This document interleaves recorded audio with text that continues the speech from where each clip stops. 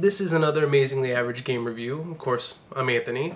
And the game I'm going to be doing a review for this time is Dragon's Crown. It's made by Vanillaware, who's published by Atlus Software. It's a 3D style side-scrolling beat-em-up with RPG elements.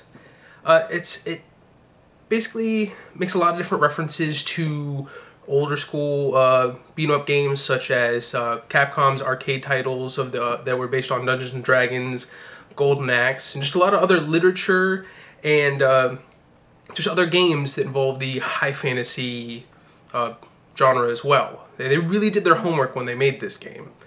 And it can be either played on the PlayStation 3 or the PS Vita. There's no crossplay yet. There's something that they've been discussing. They might actually do it in the long run, but currently that's not there. And it can go up to 4 players. This can either be done, you can play solo if you want to, which is sometimes better given the AI, which we'll probably discuss a little bit later. You can go ahead and play locally up to 4 players, or you can even go online and play with your friends. The only downside to that is you have to progress through a certain point of the story before you can actually unlock the ability to play online with others. It's not just up to level 20 like a lot of people originally had thought it was. The story takes place in the kingdom of Hydeland, to where you start off as one of 6 adventurers searching for fame and fortune. And unfortunately, the kingdom is, set in a lot of turmoil because of not only political intrigue, but enemies, as far as other kingdoms, creatures, cultists, and so on, that are kind of just all bearing down on the kingdom of Hydeland all at once. And the only hope is the fabled Dragon's Crown. We're supposed to have the kind of power to control the ancient dragon, which the king went searching for, but unfortunately is gone missing, and nobody's really sure what has happened to him. So you start off as just an adventurer doing different quests for the Adventurers Guild, but you kind of work your way through to where you kind of become involved in that political intrigue I was talking about. And then on top of that, go even further to trying to find the Dragon's Crown, and even fighting the ancient dragon yourself. In regards to characters, there's somewhat character creation, kind of to give it that RPG element. So you can go ahead and choose between the 6 different classes, and from there you can go ahead and give them your own name. You can go ahead and also choose what language they speak between English and Japanese. And instead of actually creating what the character looks like, you could choose between quite a few different colors as far as changing their appearance.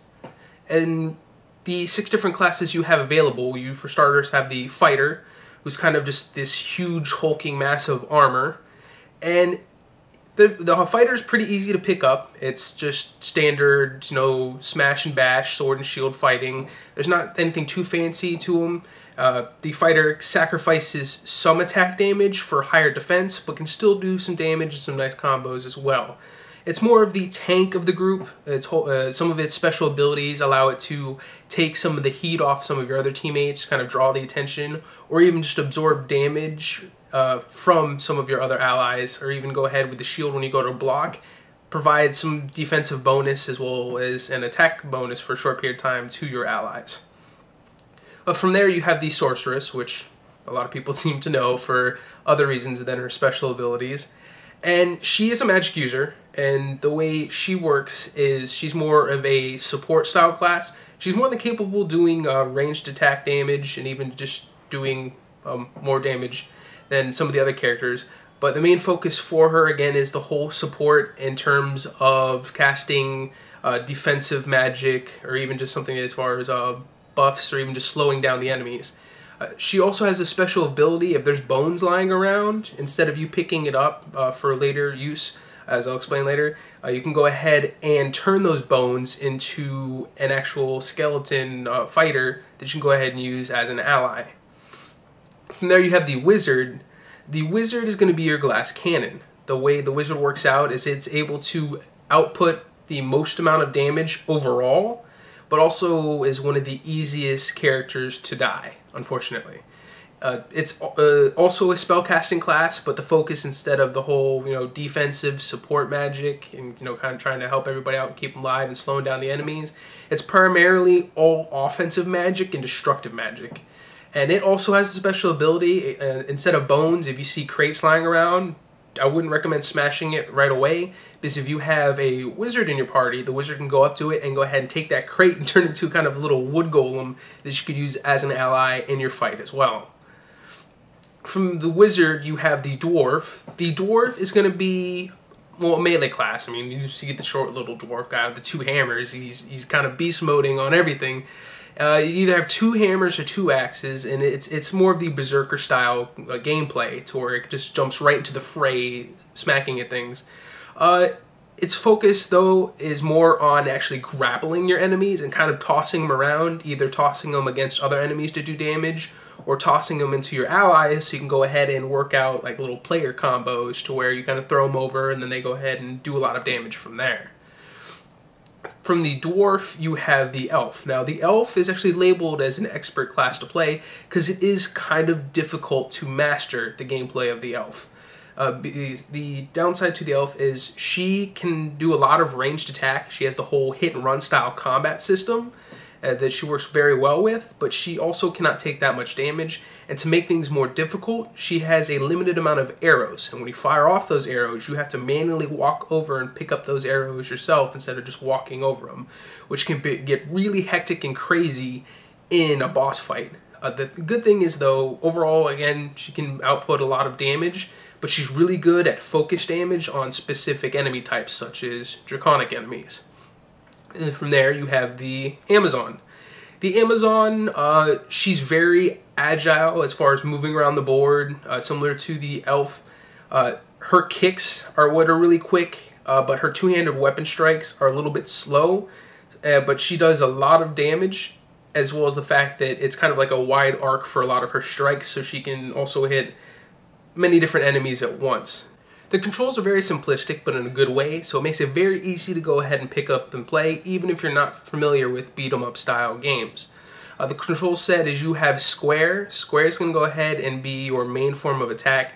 As far as pressing square in a direction, you can go ahead and do an upward strike, a standard strike, a moving forward strike, downward strike, or if you go ahead and just sit there and hold X, that's how you can either do your defense, or as one of the magic users, recharge, or even as the dwarf, go ahead and kind of go into the stone dwarf mode, to where you take less damage.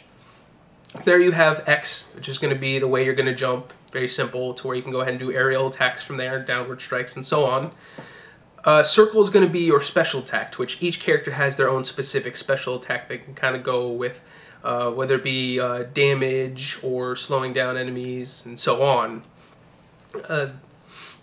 You also have L1. L1 is how you actually select things using the cruiser, which the left analog is how you're going to move, the right analog stick is how you're going to go ahead and move the cruiser around, to where you can go ahead and select different things as far as finding hidden treasures, go ahead and trying to do different combinations of runes, opening chests or doors, and so on. And then you have R1 as well as R2 is going to be your evasion button to kind of just hop around. The D-pad is going to be used, hitting left and right on the D-pad, as you can go through your different items that you have equipped, and to where pressing down on the D-pad is how you're going to go ahead and select whatever item you have to use, whether it be scrolls, potions, swapping out what you have equipped, and so on. The RPG element, besides the character creation, is really found in the leveling system, as to where, like all RPGs, once you get enough experience, you get more stats, you get skill points that you can later use when you go to the Adventurers Guild to purchase different either common skills to beef up your character or specialty skills for your given class to give them a wider moveset or add abilities or different effects to attacks that you already have. Not only that, but it's also the matter of gear. You can go ahead and get different slots of gear. It's only a few and it's different for each class. But you can get different weapons, shields, helmets, cloaks, and so on for different classes. As well as what you can choose as far as potions, scrolls, and rings. You can equip your character however you want to based on your playstyle, and that's great. Each quest will kind of send you to a stage to where you can go ahead and gain experience, look for hidden treasures that give you more points, which translate into experience at the end of the adventure, loot, which you can go ahead and at the end of a given stage, you can go ahead and see what that is, as far as appraising the loot, seeing if it's any good based on the different levels, and go from there.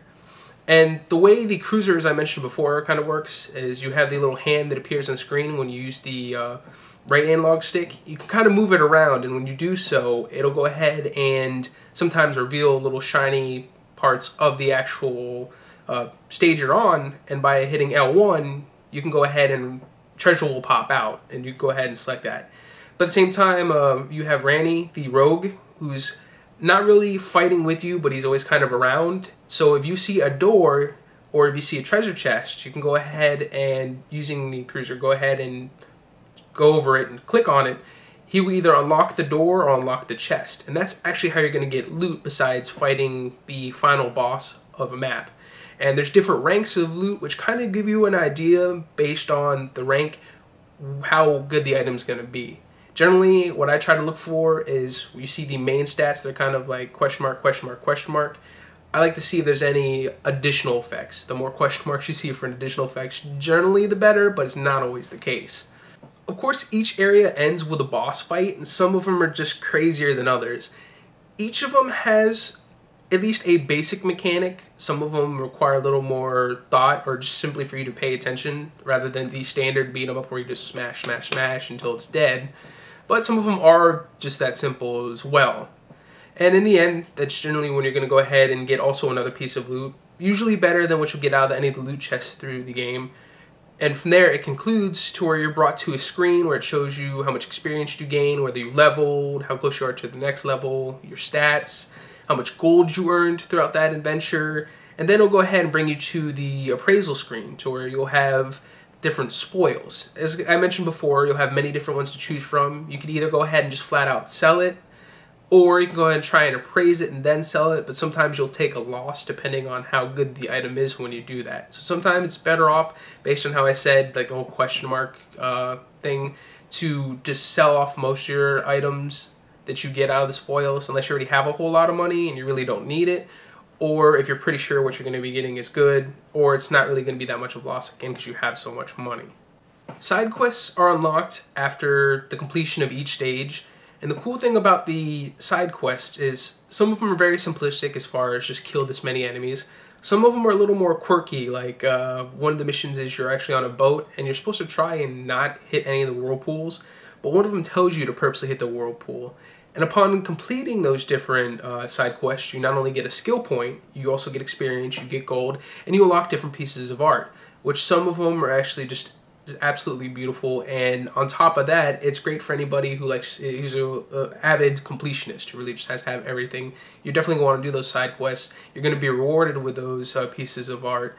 And for people who like trophies, because it is PlayStation, they have the whole trophy set, you're going to need to go ahead and do those side quests to go ahead and get all the artwork to get all the trophies. After completing each of the 9 stages, you have to go back through them again, but what's unlocked is what's known as a Route B. You can either go down Route A, which is the same route you already went through each of those 9 maps, or you can go Route B. And it's not a cop-out like most people would think, to where you're really just replaying the same level over and over and over again. The way it works is after the first 2 areas, which isn't very long to begin with, you immediately are given the choice of Route A or Route B, and going to Route B is going to pitch you against new enemies. You will be taken to new areas. There's chance of better loot in some cases, and on top of that, you're fighting all new bosses, which you need to do anyways as far as the story progression is concerned, but some of the bosses are absolutely hilarious. For instance, you actually fight against the Killer Rabbit. It's a reference to Monty Python and the Holy Grail. If that's not enough reason just to love this game, I don't know what is. You're fighting the Killer Rabbit, and it annihilates you too. It's sad. It gets to the point where it does such massive damage. When you get it low enough on health, it does like one-shot kills, and it's just a little bit ridiculous. Game completion starts you over from the very beginning, but you get to keep your character, their gear, their stats, and so on. It's almost like a new game plus, except for it immediately puts you up to a harder difficulty. So from normal you go to hard, and from hard you go to infernal. Doesn't really sound like it's that big of a deal, except for the issue is you have a level cap on normal of 35, and then you have a level cap of 65 from hard going into infernal. And when you jump immediately into hard from normal, everything's level 40, so you're going to be severely under-leveled and under-geared. And on top of that, when you go from hard to infernal, everything's level 70 when you're only level 65. So it can be a real pain, but it's not impossible. Also, after you beat the game, you unlock the Labyrinth of Chaos, as well as the Colosseum. Now, the Colosseum is pretty self-explanatory. It's going to be the whole battle arena setup. You're just going to be fighting. The Labyrinth of Chaos kind of sticks to its name. It's randomly generated dungeons, but you can get some really nice loot out of it. So it's worth trying to go through all 9 sections of the dungeon and continuing on. Also, something I almost forgot. As I mentioned with the Sorceress and actually being able to take the bones and turn them into allies, there's different parts of the game where you're going to find bones of other adventurers, either they're NPCs or other players online who have died. You'll find their bones and you can resurrect them. So if you're not playing online and you decide you don't want to play solo, you kind of want to play with the AI, that's how you get the AI companions. You take the bones to the cathedral, and what they do is you can go ahead and resurrect them to where you get them as a party mate to choose from and joining you in your adventures, or you can go ahead and burying them. And trying to bury them, sometimes you're actually given an item for doing so, but usually the items aren't exactly that great. Alright, we're going to talk about graphics, and yes, I'm going to go ahead and shortly speak about some of the controversy that's with Dragon's Crown. Because if you haven't heard of Dragon's Crown, because it's a fun-looking beat-em-up, it's from Atlus, it looks like it's going to be a good time, the chances are, if you have heard of it, it's probably because of the controversy with the Sorceress and just some of the other different female forms that are in there. Now, yes, it is sexualized. I'm not going to go ahead and sit here and say otherwise, but at the same time, I'm not going to try and defend it completely. It's the art style of it. Everything is just over proportionate. I mean, it's just completely warped. You look at the majority of the males, they're just these huge, massive muscles with tiny heads. And, I mean, even the monk, you go to like the cathedral and you speak to the monk and he's just like this huge hulking guy with a tiny head, and he's wearing an idol for worship you would see on a desk on his neck, like a chain. It's crazy. And, I mean, I would just say it one of two ways. As far as the guys are concerned, I mean, a lot of women would argue, well, having large breasts or having a large behind is not the equivalent to males having lots of muscle. That's more of a male power fantasy thing. It's not the same. It's not being sexualized. To that, I would say the only possible equivalent I could think of then for a male as far as having large breasts, the male equivalent would be having basically elephantitis, or just having like the world's largest codpiece, to which, I don't know, something that would be that large, unless ladies, if you feel otherwise, I don't think would be considered very attractive. I don't know, I've never heard a female say they found elephantitis attractive. Just walk around. And that really would, having like hate to be vulgar here, but having a third leg kind of would get in the way of combat, as to where you see large boobs really doesn't seem to be that hard for the sorceress to manage casting spells and kicking lots of ass. And I mean, I can understand that not every woman would want to be like overly voluptuous, like huge curves. And I guess that is kind of more, I'm not even sure if, obviously males have said they enjoyed it. I wouldn't see like all of them enjoying it as much as people think. But at the same time, with the whole concept of the male power fantasy and having huge muscles, just like some women don't want to be overly voluptuous, not every guy wants to be Mr. Universe either. It's really not something every guy wants to be. It's just, that's why I don't know why the whole male power fantasy thing is brought up. I mean, again, just like almost all the guys have set up that way. It's not for the sake of guys. Alright, now that that's covered, and of course I'm probably going to get a lot of hate mail and hate messages for not agreeing that it's just women being sexualized and objectified. Although they are, again, not trying to say they're not. Let's go on to the actual graphics. The hand-drawn art style of this game is absolutely gorgeous. I mean, you can tell they put a lot of blood, sweat, and tears into the design of this game, and it really shows in the overall aesthetics of not only the character designs, but also the maps, the menus, just all of it. It's just, it's really a sight to behold, and really kind of further goes to the whole games being art. If I guess you can overlook the stylized nature of everybody being kind of warped in sense of proportions. But even then, just the scenery that you go to as far as some of the stages is just breathtaking. What's great about this game is it offers a lot more than what you would expect out of the standard beat 'em up. A lot of people would have thought this would have been more fit to be an arcade game, but given the amount of playtime, a lot of what you can do, and a lot of what it has to offer, I can definitely see the justification of making this a full retail purchase, especially when it's $10 cheaper than the standard retail game. It's only going for $50 instead of $60. Again, another great thing it has going for it is the art style. Although not everybody may agree with the way everything's just over the top in forms of proportions, from the creatures to the players and so on, you can still have to appreciate the effort that was put into it and just the overall beauty of it, like I said, aesthetically and graphically. It's a lot of fun to play with friends. It's a huge blast. That's really something that almost any co-op game has going for it, as long as the, gameplay mechanics work, and for this game it does. The only issue you're really going to have is sometimes with the AI. These side quests, they're more for unlocking the art, which can be fun, but also just the way you have to complete some of the side quests are also just humorous and fun to attempt as well. There's also just the attention to detail. Again, like I said before, all the different references from Monty Python to D&D. And like one of the bosses you fight against is called a gazer, which is an obvious reference to the beholder, but they can't call it that because of copyright issues. This game really is a labor of love, and it really does show on Vanillaware and Atlus's part. In terms of the only thing that I would say it could use some work, or really wasn't great about the game, is the friendly AI isn't very bright. They're not as helpful as they could be, and sometimes they actually can be a burden or a hindrance in the middle of some of the boss fights or even some normal battles, especially during the final boss fight with the ancient dragon. I'm sorry if anybody thinks that's a spoiler, but I would think that's kind of a given the name Dragon's Crown. You see the ancient dragon everywhere anyways, and so on. Anyways, the other downside is the fact that co-op, unless played locally, you don't get until you progress at least a little over halfway through the game.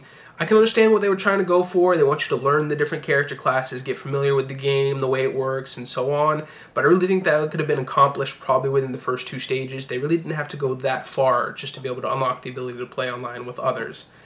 The jump in levels between each completion, like I said, you're 35.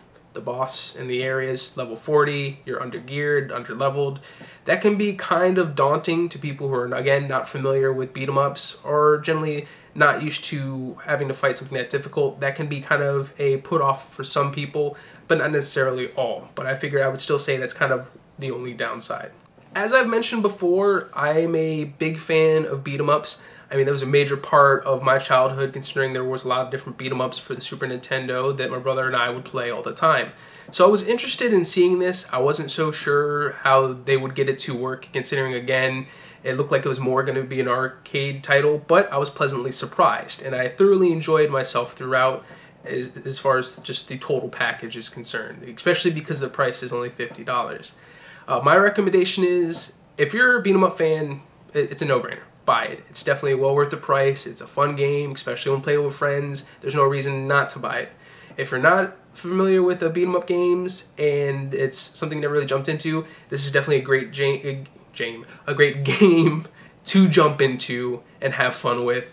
Again, there's just a lot of fun to be had, especially playing with friends, even by yourself.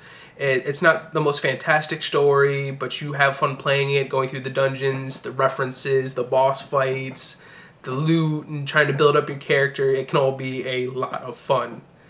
And so, yeah, like I said, overall, I would say buy it. And that's going to be what I'd have to say in regards to this review. Thank you for watching it, as always, and until next time.